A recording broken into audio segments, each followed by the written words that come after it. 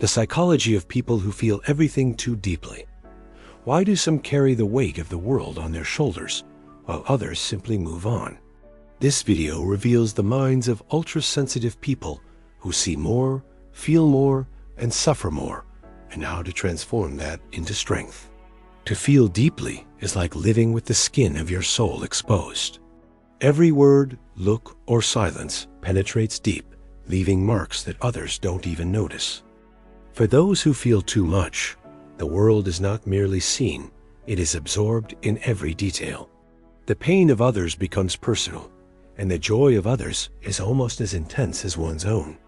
This may seem like a spiritual gift, but in practice, it is an almost unbearable emotional burden. These people grow up believing there is something wrong with them. From an early age, they hear phrases like, "You're too sensitive. Don't take everything so seriously. You need to be stronger."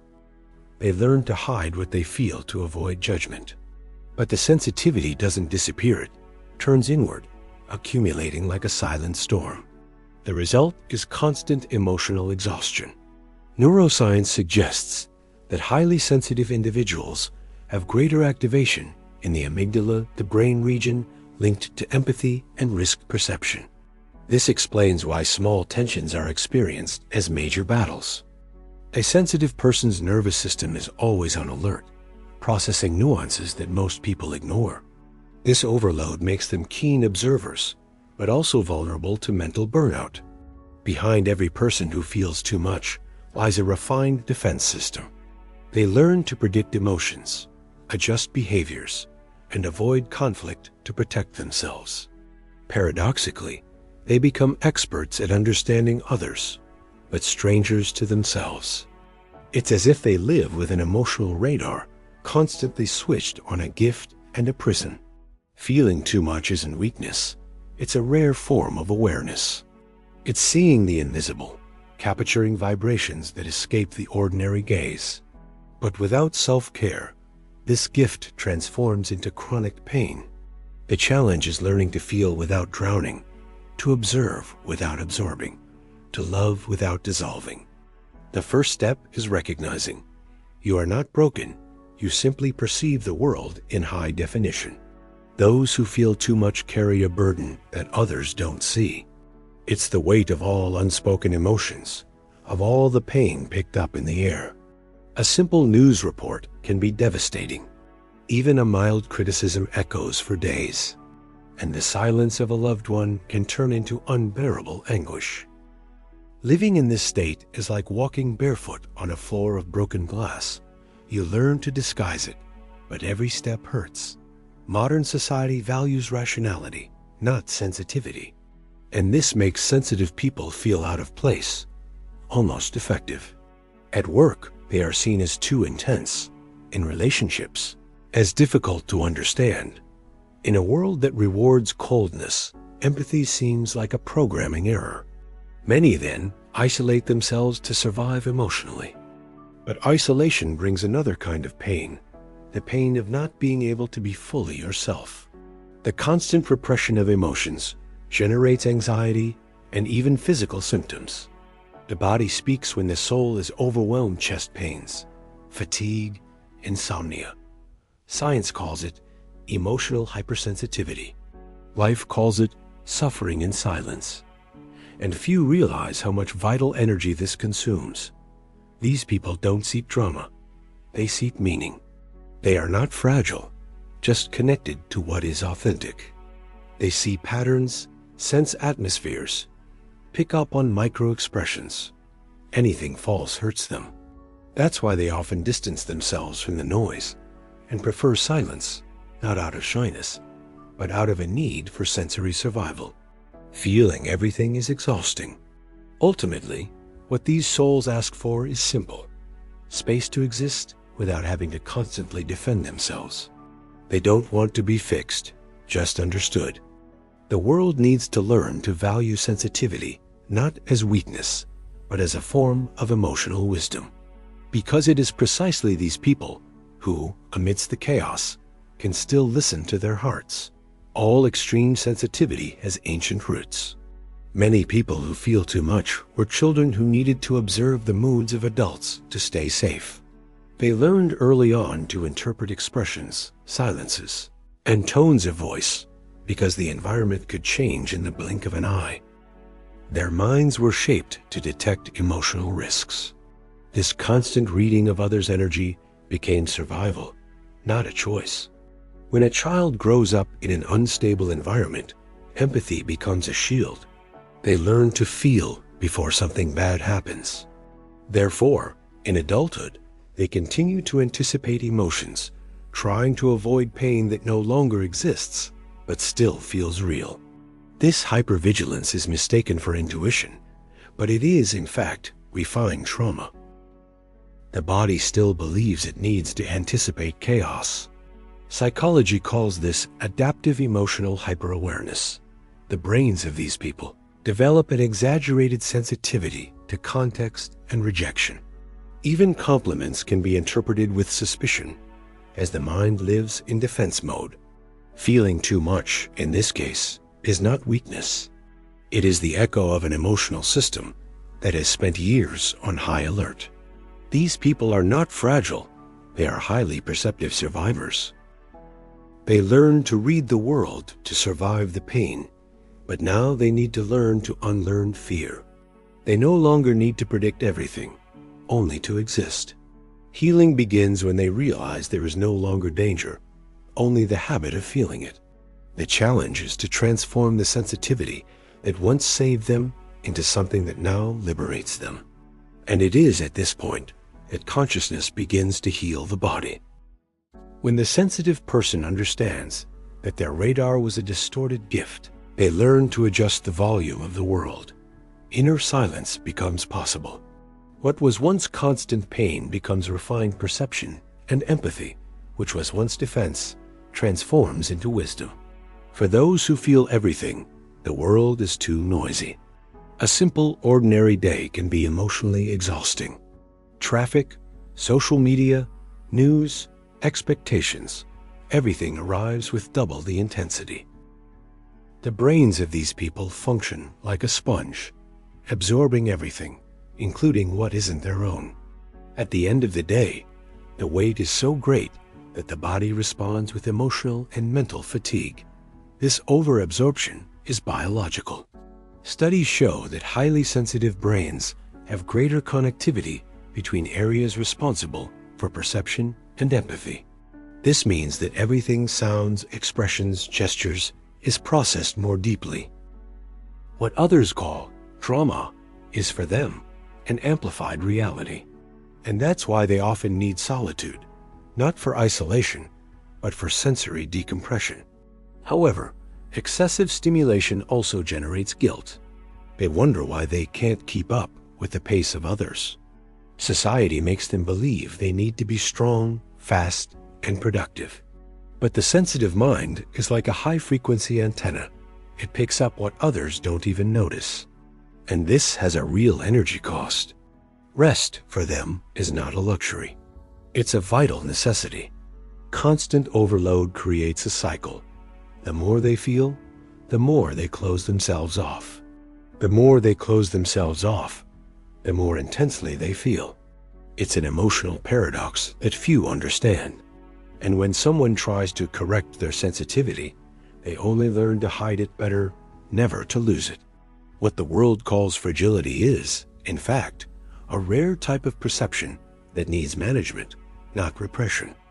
The secret lies in redirecting the focus. Feeling doesn't have to be synonymous with suffering. When these people learn to observe without absorbing, everything changes. They stop being victims of emotions and become masters of awareness. The world remains intense, but finally ceases to be a battlefield. People who feel everything too intensely develop a natural ability to care for others. They perceive hidden pain, understand silences, and know when someone is pretending to be okay. They become emotional refuges, always available. But the price of this is high. The more they heal others, the more they become ill inside. They absorb the suffering of others as if it were their own, until they forget where they end and where the other begins. Empathy is beautiful, but when it knows no boundaries, it becomes dangerous. A sensitive heart needs to learn something it has never been taught. Limits are also a form of love. Taking care of everyone but yourself is an unconscious form of self-destruction. And this doesn't stem from altruism, it comes from fear. Fear of being rejected, of not being needed, of not being loved. The emotional savior is, at heart, someone who fears being forgotten. Psychology calls this pattern dysfunctional compassiousness. This is the moment when empathy and guilt become intertwined, and the person feels they need to sacrifice themselves to deserve affection. The problem is that the world rarely reciprocates the same care. And then the sensitive person becomes exhausted, disappointed, and shuts down, confirming the cycle of nobody understands me. Emotional exhaustion turns into anesthesia. The body feels everything, but the soul feels nothing. The solution lies not in hardening oneself, but in finding balance. Healthy empathy has clear boundaries. It's possible to feel with another without carrying them. This requires practice, awareness, and self-forgiveness. Sensitive people need to learn to include themselves among those who deserve compassion. Because feeling is not suffering, it's understanding what others cannot see without ceasing to exist in the process. The true power of empathy lies not in absorbing pain, but in illuminating it. When the sensitive person learns to observe without drowning, they transform into something rare, a lucid healer, someone who feels the world without letting the world destroy them. It is at this point that sensitivity ceases to be a wound and becomes a strength. The body of someone who feels too much speaks all the time. It doesn't shout, it whispers in symptoms. Unexplained chest pains, muscle tension, recurring migraines, insomnia, exhaustion. These are unprocessed emotions transformed into biological language. Science calls this somatization, but for those who experience it, it feels like an invisible curse. The body feels what the heart could not express. These manifestations don't appear out of nowhere. They are the result of years of emotional suppression. Every time a sensitive person swallows a tear, the body registers it.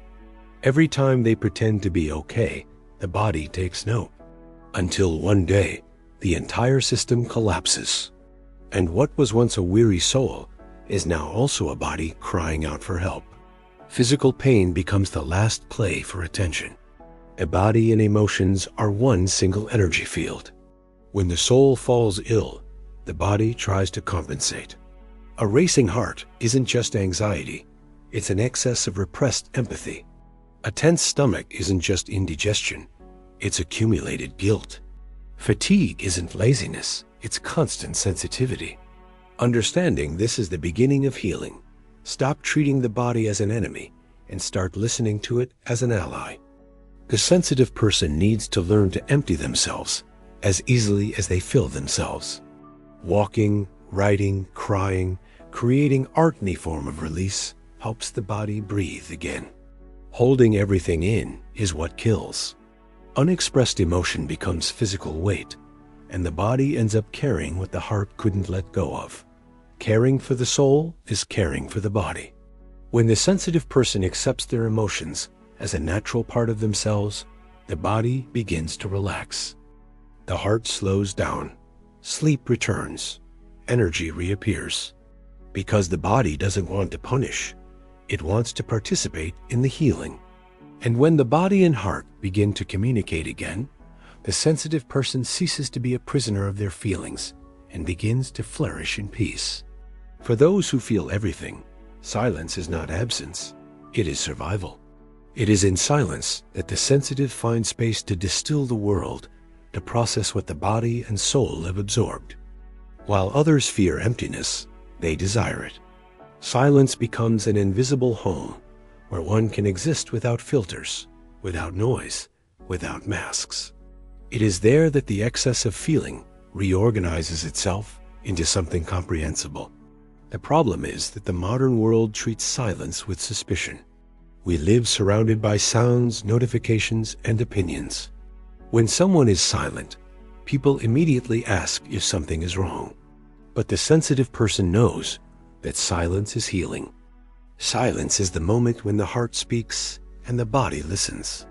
It is not isolation, it is involuntary meditation, a way to clear the excess of accumulated emotional information. Many feel guilty for needing this refuge. They think the desire for solitude is weakness, when in fact it is instinctive wisdom. The mind that feels too much needs long pauses, healing absences. It is in seclusion that the sensitive person rebuilds their emotional integrity.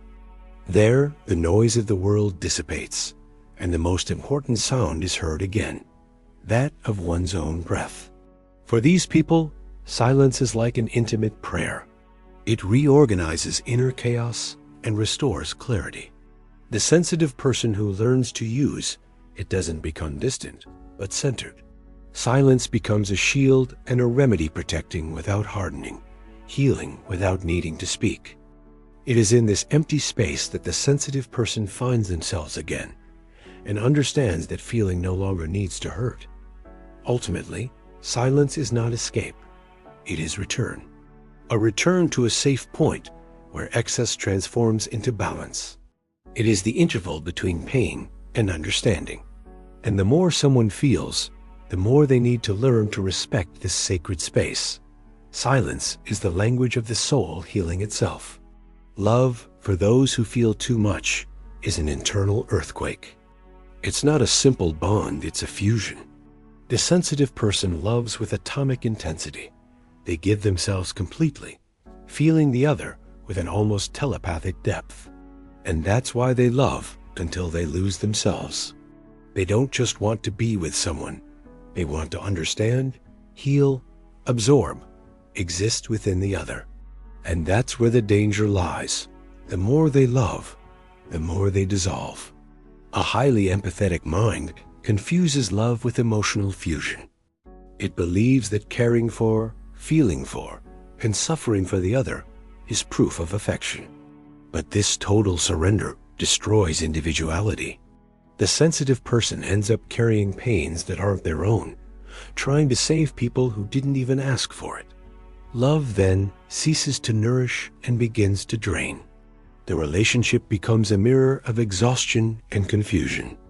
Emotional psychology calls this emotional entanglement, when boundaries are blurred and love becomes emotional dependence disguised as altruism. The sensitive person, accustomed to deciphering emotions, begins to interpret the relationship as a mission. They want to solve the other person's problems, fix the other person, fill the other person's void. But those who spend their time trying to heal love forget that love also needs to heal them. To truly love is to allow distance. It's understanding that the other person is not an extension of our heart, but a universe apart. When the sensitive person learns to love themselves enough not to lose themselves, they transform intensity into balance. Love ceases to be an emotional prison and becomes a healthy exchange, an encounter between two whole consciousnesses, not between two wounds. The sensitive person doesn't need to love less, they need to love better. Love isn't absorption, it's a dance between two worlds. When they understand this, love ceases to be vulnerability and becomes strength. Because feeling deeply isn't about surrendering until you disappear, but about remaining whole, even in the face of what touches you most. Every sensitive person is born with a thinner lens through which to see the world, and this inevitably causes them suffering. But there comes a point when this accumulated pain demands meaning. And that's where art, writing, compassion, and spirituality emerge. The sensitive person not only feels the weight of existence, they translate it. They transform what destroyed them into something that heals. Pain, then, ceases to be a wound and becomes a tool. The greatest works of humanity were born from souls that felt too much. Poets, painters, thinkers, they all had one thing in common: the inability to ignore life. The sensitive person perceives colors where others see shadows and finds poetry even in ruptures. This ability to extract beauty from suffering is what makes them rare. What others call drama, in them is an expression of expanded consciousness. But transforming pain into art isn't about escaping it. It's about confronting it head-on, giving it form and voice. It's about acknowledging, this hurt me, but now it belongs to me. For the sensitive person, art is a form of emotional mastery. In creating, they move from the position of victim to that of author. They no longer suffer passively, they direct. And in this act, suffering loses its power of control. Finding purpose doesn't mean ceasing to feel, but using feeling as a compass. When a sensitive person puts their pain at the service of the world, whether in art, empathy, causes, or conscious love, they transcend. They understand that feeling deeply has never been a mistake, but a mission. Their vulnerability becomes a channel of transformation for all who still live trapped in silence. And that is why sensitive souls never go unnoticed. Even in silence, they change the atmosphere. Wherever they go, they leave something different, a reflection, a comfort, a reminder that to feel is to truly live. They are living reminders that sensitivity is not weakness, but a strength disguised as tenderness. There comes a moment when the sensitive person finally understands that the gift of feeling is not a sentence, it's a key. They realize they can feel without breaking, love without emptying themselves, help without fading away. Sensitivity no longer needs to be pain. It becomes power when there is awareness. Feeling deeply, then, becomes synonymous with being awake and no longer wounded. Liberation happens when he stops fighting against his nature. When he realizes he doesn't need to be colder, more logical, or harder to survive. That the world needs exactly what he is. A soul that still feels, in a time when everyone has become numb. Sensitivity is not the problem, it's the antidote. What was once a burden is now a presence. But this liberation requires courage. Courage to set boundaries, to say no, to choose oneself first. Courage to stop trying to please and start preserving oneself. Courage to accept that not everyone will understand, and that's okay. Because feeling is one's language, and not everyone speaks it.